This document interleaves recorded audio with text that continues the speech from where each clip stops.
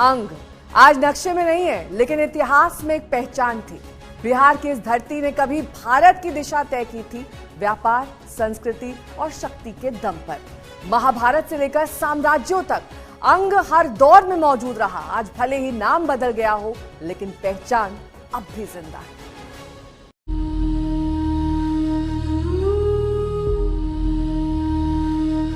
अंग एक ऐसा नाम जो आज नक्शे में नहीं दिखता, लेकिन इतिहास के हर पन्ने में दर्ज है। बिहार का हिस्सा, महाभारत की कहानी और प्राचीन भारत की ताकत। हम अंग बंग कलिंग की बात करते हैं तो आज तो 5 प्रदेशों की बात महाभारत काल में पुराणों में आती है, और ये कथा आती है कि महाराज बलि के 5 पुत्र हुए। उन 5 पुत्रों के नाम से 5 जनपद स्थापित हुए। 5 पुत्रों के नाम ही थे अंग, बंग, कलिंग, पुंड्र और सूह्य। इसमें अंग, बंग और कलिंग ये बाद के दिनों में भी एक महाजनपद के रूप में, एक प्रादेशिक भूमि के रूप में भारत जम्बूद्वीप के, भरत खंड के, भारतवर्ष के हिस्से के रूप में दिखाई देता है। यह है आज का बिहार, लेकिन हजारों साल पहले इसी धरती पर बसा था एक शक्तिशाली महाजनपद अंग।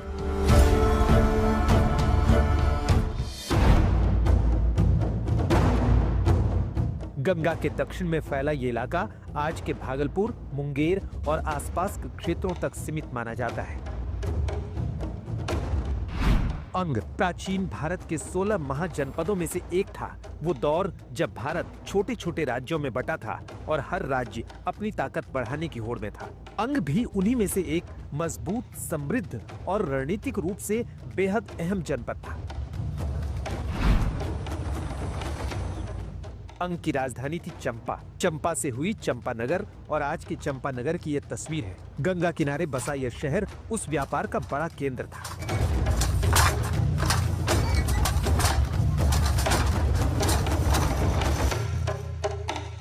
यहाँ से कपड़ा, मसाले और कई तरह के सामान सिर्फ भारत में नहीं, दुनिया भर में भेजे जाते थे। यहाँ पर जो जिसके लिए भागलपुर मशहूर है, यानी भागलपुरी सिल्क, उसके भी बहुत सारे जो बुनकर हैं वो यहाँ पर रहते हैं।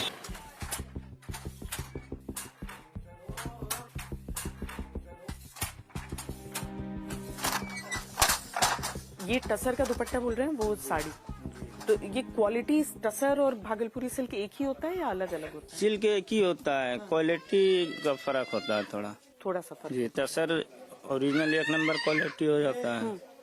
फर्स्ट, सेकंड, थर्ड इस हिसाब का सिल्क है। ये ताना हो रहा है, अभी बाना अभी बाकी है। अभी जो हमारा बुनाई जो हो रहा है ना, इसको ताना कहते हैं जी, इसको बाना कहते हैं जी, जो कपड़ा तैयार होता है ये जी। अच्छा, अंग प्रदेश भागलपुर से लेकर आपको झारसुगुंडा तक फैला हुआ था और इधर मुर्शिदाबाद के सीमा को भी छूता था। अंग प्रदेश का जो सबसे बाहुबली या कहीं उसको राजा हुआ, समृद्ध शासक हुआ, उसका नाम ब्रह्मदत्त था। मगध का जब इंपीरियल पावर का विकास हुआ, शक्ति का विकास हुआ, तो उसने सबसे पहले अंग को जीता।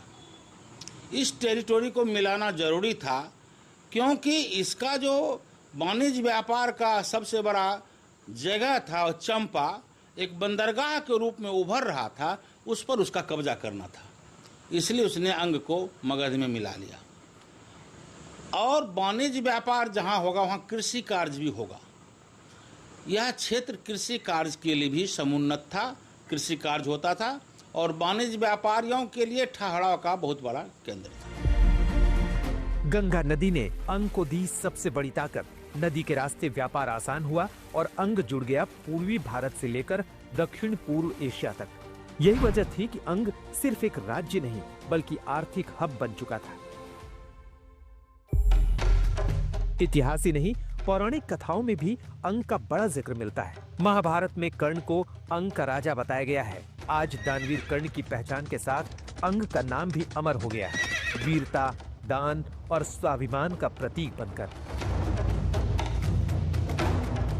ये ध्यान में आता है कि अंग जो है वह पहले मगध महाजनपद के अधीन था, जरासंध के शासन के अधीन था। बाद के दिनों में दुःशासन को, दुर्योधन को जरासंध ने इसको सौंपा था, इसलिए दुर्योधन का उस पर अधिकार था। वह हस्तिनापुर साम्राज्य का हिस्सा नहीं था। अतः ये कथा आती है कि जब कर्ण के समक्ष क्षत्रिय और राजा होने का प्रश्न आया था, तो हम सब जानते हैं कि दुर्योधन ने उसे अंग देश का राजा घोषित करके या था, क्योंकि दुर्योधन का वो क्षेत्र था, दुर्योधन को किसी को दे सकने का अधिकार था, तो हस्तिनापुर का हिस्सा न होने के कारण से। और अंग के सैनिकों का महाभारत के युद्ध में बड़ी भूमिका भी है। लेकिन अंग का इतिहास सिर्फ समृद्धि का नहीं, संघर्ष का भी है। इसका सबसे बड़ा प्रतिद्वंदी था मगध। कई युद्ध हुए और आखिरकार मगध के राजा बिंबिसार ने अंग को जीत लिया। यहीं से अंग की स्वतंत्र सत्ता खत्म हो गई थी। लेकिन मगध में शामिल होने के बाद भी अंग का महत्व कम नहीं हुआ। मौर्य साम्राज्य के दौर में भी ये क्षेत्र प्रशासन और व्यापार का अहम केंद्र बना रहा। गंगा के किनारे होने से कृषि और व्यापार दोनों फलते फूलते रहे।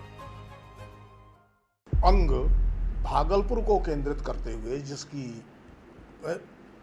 अंग महाजनपद की राजधानी उस कालखंड का चंपा था, जिसका विस्तार आज चंपारण्य तक थोड़ा जाता हुआ दिखाई देता है, और वह वज्र क्षेत्र में भी विस्तृत होता है। भाषिक समानता के आधार पर इसको समझा जा सकता है। अर्थात बिहार का एक बड़ा हिस्सा, आज आधुनिक बिहार का बड़ा हिस्सा और झारखंड का भी एक हिस्सा अंग देश में आता था। बिहार के एक बड़े हिस्से को मगध के रूप में जाना गया है। मगध यानी कर्मनाशा के उस पार, जो आज भी उत्तर प्रदेश और बिहार की सीमा बनाती है वह नदी, और पाटलिपुत्र तक, गंगा के किनारे तक, यह मगध है। मागधी यहाँ की भाषा है। अब अंग और मगध, इन दोनों को मिला करके आज का आधुनिक बिहार बनता है। अंग सिर्फ सत्ता और व्यापार तक सीमित नहीं था, इसकी अपनी एक अलग सांस्कृतिक पहचान भी थी। यहाँ बोली जाने वाली अंगिका भाषा आज भी इस क्षेत्र में जिंदा है। लोकगीत, मेले और परंपराएं, सब में झलकता है हजारों साल पुराना इतिहास। भागलपुर को आज सिल्क सिटी कहा जाता है। रेशम उद्योग की यह परंपरा कोई नई नहीं, बल्कि प्राचीन अंग काल से चली आ रही है। यानी इतिहास आज भी यहाँ की अर्थव्यवस्था में सांस ले रहा है।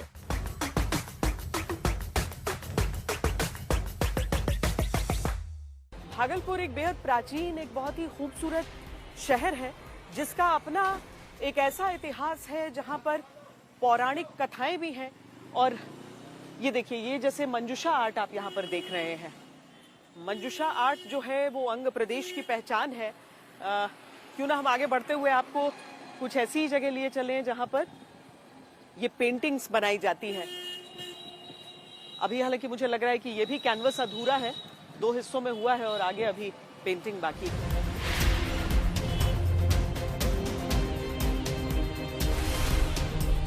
नाम कहां से आता है मंजूषा का?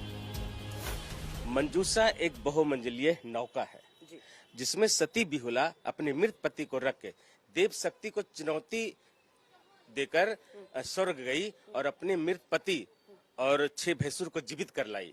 तब से ये मंजूषा, भैंसुर मतलब पति के बड़े भाई, जी, जेठ जिनको कहते हैं। जी। और वो जब वहां से सबको जीवित कर लाई, तब यहाँ पे एक खुशी का माहौल हुआ और बिहुला का जय जयकार हुआ और बिहुला सती कहलाई।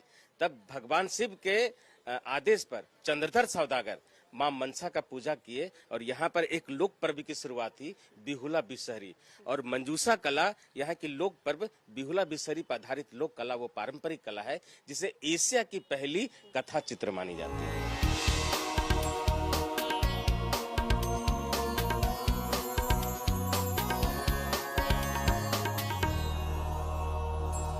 जनरली हम लोग मधुबनी पेंटिंग के बारे में ज्यादा सुनते हैं, इसीलिए, लेकिन ये मंजूषा बिल्कुल अलग कला है ना? बस 3 ही कलर है इसमें। जी, 3 ही कलर होते हैं। हाँ, एक 3 ही कलर पेंटिंग में हाँ, इस्तेमाल। हाँ। अच्छा।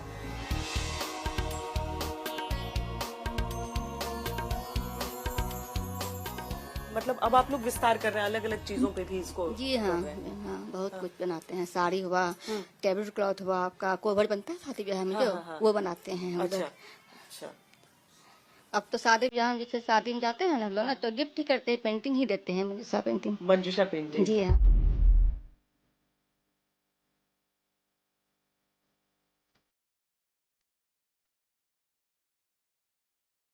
आज अंग कोई अलग राज्य नहीं है, लेकिन इसकी पहचान आज भी कायम है।